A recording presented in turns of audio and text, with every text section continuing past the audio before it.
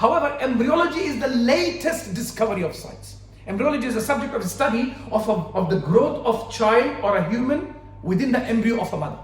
That's where we're right now talking about all these genetics and on changing the chromosomes and all of that. That is what the modern science is right now working. So subject of embryology is one of the recent subjects of modern science. And within the subject of embryology, there is a person, there is a doctor by the name Dr. Keith Moore. He is called the father of embryology. He's still alive. He's in Canada. He's one of the deans at the University there of Toronto. And when he was introduced to some of these ayats of the Qur'an, and subhanAllah, which ayah is this? The first revelation of the Qur'an. Surah Alaq, Surah number 96, ayah number 1 and 2. اقرأ باسم ربك الذي خلق خلق الإنسان من علق. Read, recite in the name of your Lord who created. خلق الإنسان من علق. Who created humans from alaqa.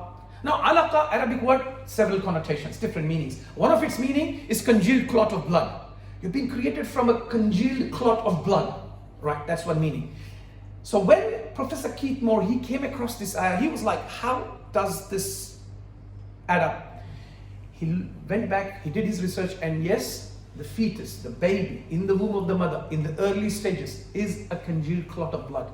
You have no face, no eyes, no hands, no feet. You cannot even identify, is this the child of a human or an insect? It's exactly the same. After a few months of growth, that's when the eyes pop out. That's when the face pops out. That's when the neck comes out. That's when the hands come out. So he said, this is absolutely true. What are the other meanings? The Arab students, they explained that the word alaqa would also mean like a leech-like substance, an insect, leech. I don't know if you're aware, it's like an earthworm. It sucks, things from the roof and it survives. He said, doesn't add up. Human child, fetus, humans are created from leech.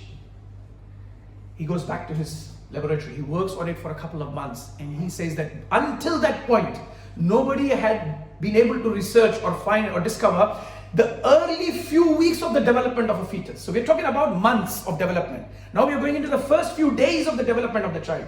So the first few days, Professor Keith Moore writes in his book, The Human Development, which is one of the textbooks of medical science today across the globe. It's been translated into 7 languages. And he says that in the early few days and weeks, the child is very similar like a leech.